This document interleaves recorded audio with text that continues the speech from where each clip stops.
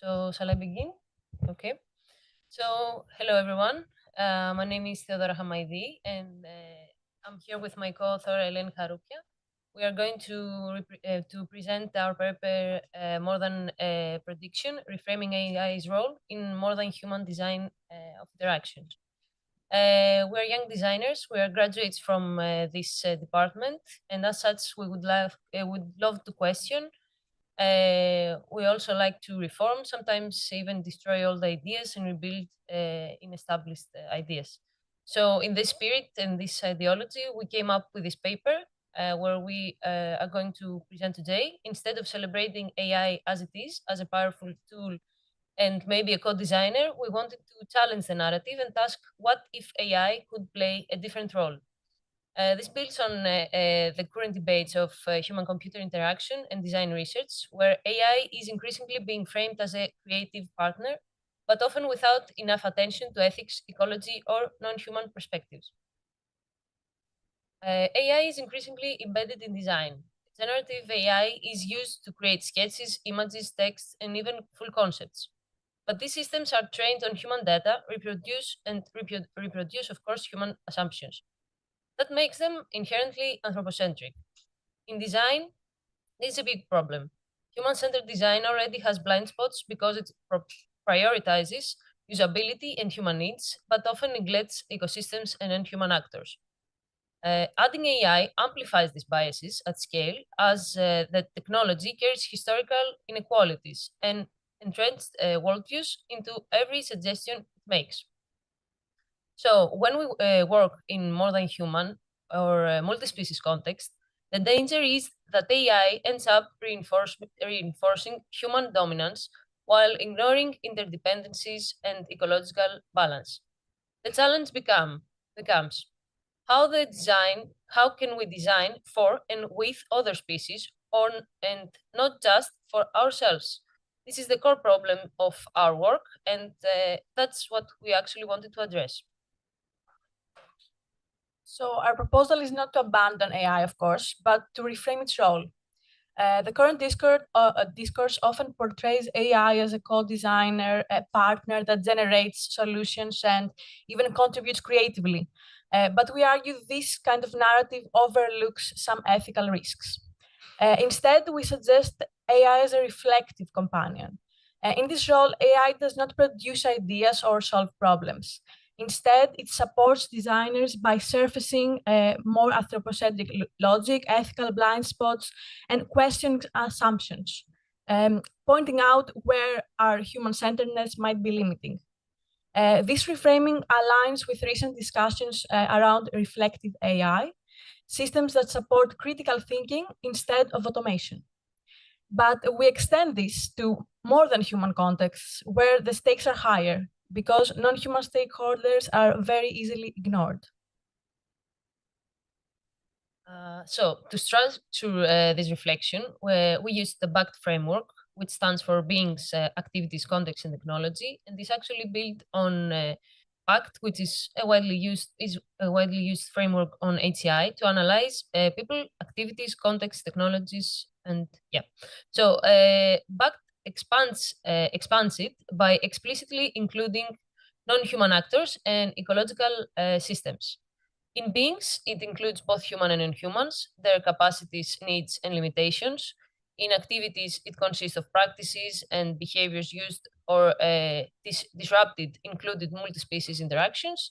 In context, it refers to the environmental and social systems, seasonal cycles, habitats, and ecological relationships, for example.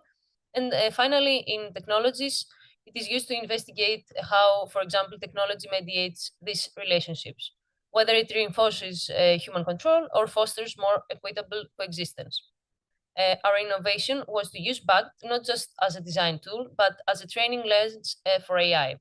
This way, AI reflection can be structured and systematic, and not just an ad hoc.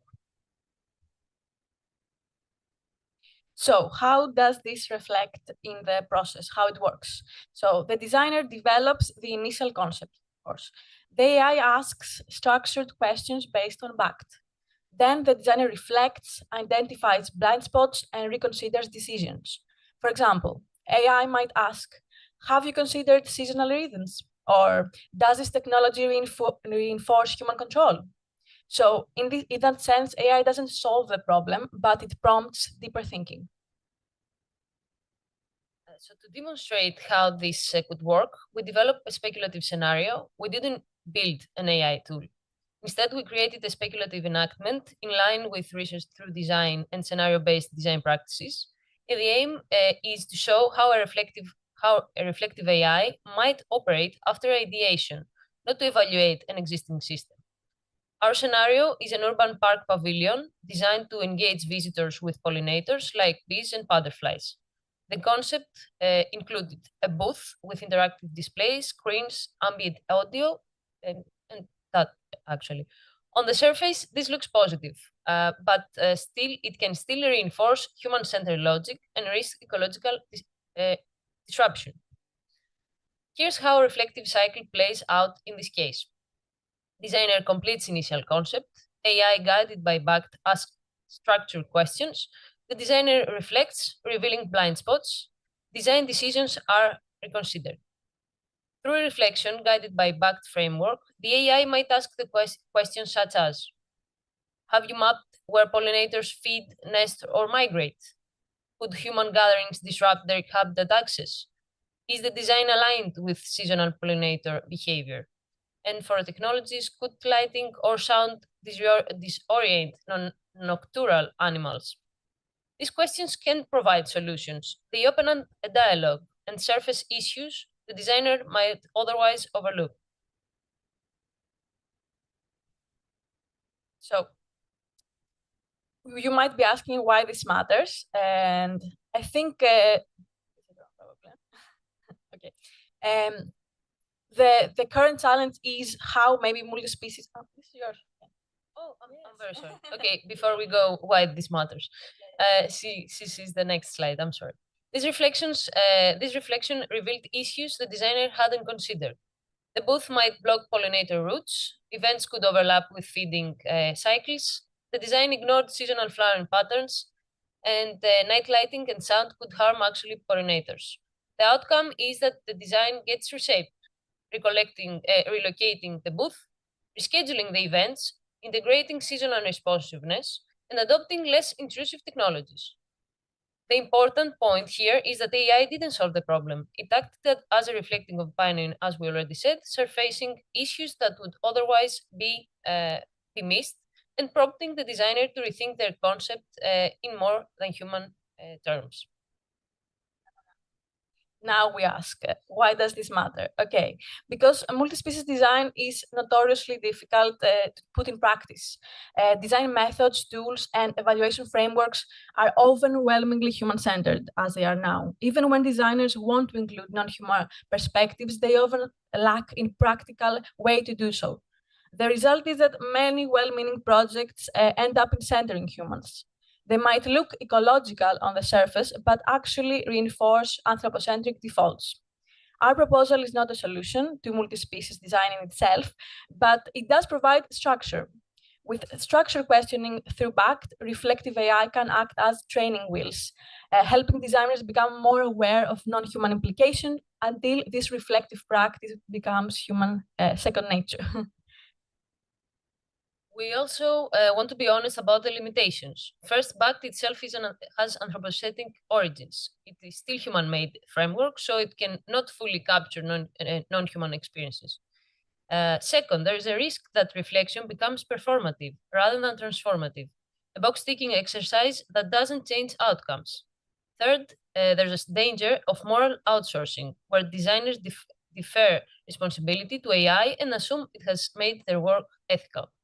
So this tool cannot and should not be treated as an ethical guarantee. Future work should test reflective AI with practicing designers, extending beyond back to other frameworks, and importantly, develop accountability structures to help responsible humans be responsible for their design decisions. Finally, to conclude, what we propose is a new kind of AI partnership. Instead of seeing AI as a generator of solutions, we see it as a companion that provokes reflection. AI that provokes rather than resolves questions rather than decides, and helps us pause, reflect, and reorient. This proposal reflects our identity as designers who enjoy questioning and rebuilding, as I said in the beginning. It is not a finished answer, but a starting point for deeper engagement with our community. And we want to leave you with a thought.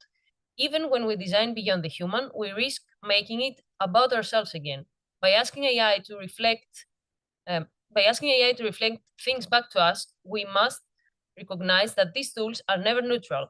They always guide us in specific ways, and it is our role as scientists and designers to decide how the systems should behave and how they should help us think. Thank you very much.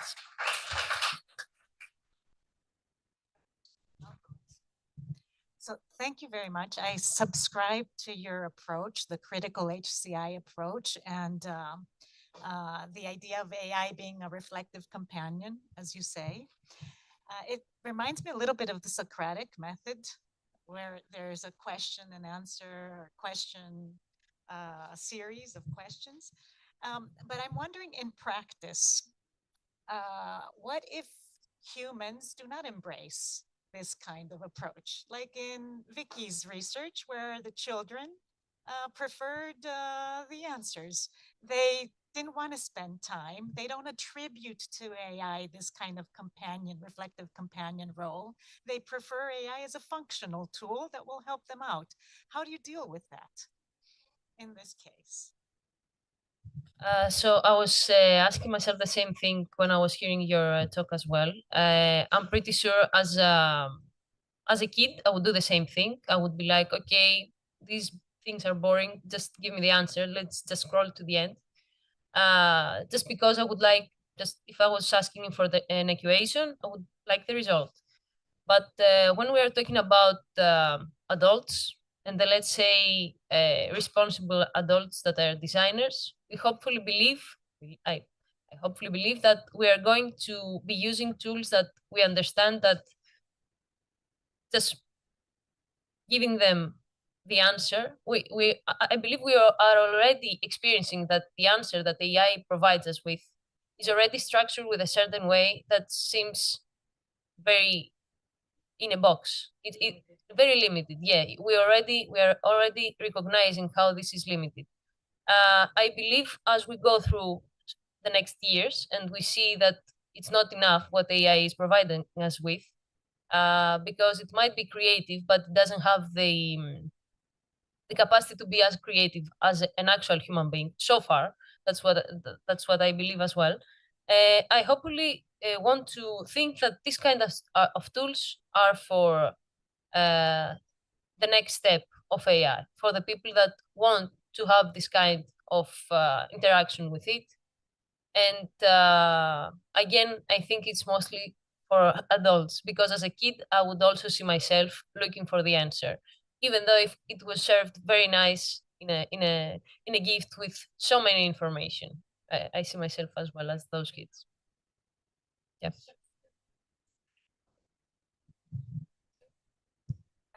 Thanks for the presentation. My question is a bit of a follow-up to Maria's question. I think you can even show a parallel to, let's say, scientific peer review. And when I teach my students about peer review, we think about giving constructive feedback, and that also includes showing possible steps for the authors to implement. So to articulate a bit more how you could address that question, for example. And I'm wondering the same is, are people gonna just like make a tick at the question and be like, yeah, didn't really think about it. What are your thoughts about implementing some of those structures that you mentioned so that those questions are actually like thought about, taken seriously, and people like really think about it? Or are you thinking about, can the AI maybe provide some suggestions, make use of its power to also come up with solutions and give more constructive questions and feedback? Okay, so I think all these questions kind of drive back to values and why we design things, and the like background behind everything. So you cannot force someone to like include multi-species concern or animals or pollinators into the design. Of course, there are laws slowly coming up, and some people will kind of feel forced to do it. But again, as you say, it has to come from like a deeper place of understanding that it's a responsibility of the designer. So it's not like a must do, but responsible kind of positive move forward. So I guess kind of can't be forced in that way. But if I think the diversity of approaches, so some people can be forced like to do it, and some people can really from a deep place just want to do it. And we want all the help we can get for this issue. I think like environmental problems at this point really need all the help that they can get. So everything can work. Also, something to add to your answer is that, as we said previously, is that at least in this area of research on more than human design, we need to reinforce more practices that help people go from theory to practice. We already have so much theory, which is not bad. We should continue to do that, but there's no way for people to just start acting upon it, not just read on it. I mean, there are ways, of course, but we're trying to create the way to become a second nature for them to think that way, and then not even need tick boxes or AI or anything like that. The mechanics of technology you used, you had some very interesting questions there based on your backed framework. And it wasn't clear to me whether these questions were asked by you and tried AI to provide you with some insights, or AI, given a certain context of your research, take the point of view of the bee or another species, and in order to give that perspective and answer this question and provide these questions. So can you make it a little bit more clear exactly how you produce these interesting questions? Yes, those questions were from a speculative scenario. So they were proposed by us. They was in a scenario proposed by us, and the end goal is that the let's say chatbox or an AI that works on that has used our framework. Yes, I'm sorry. It's going to be asking similar questions. So it was a scenario based on what we would like for it to happen, and we would like, of course, to be more questions. Not just there will be more follow-up questions like, okay, you did that. That's your answer now. Are there other suggestions that should be made as well?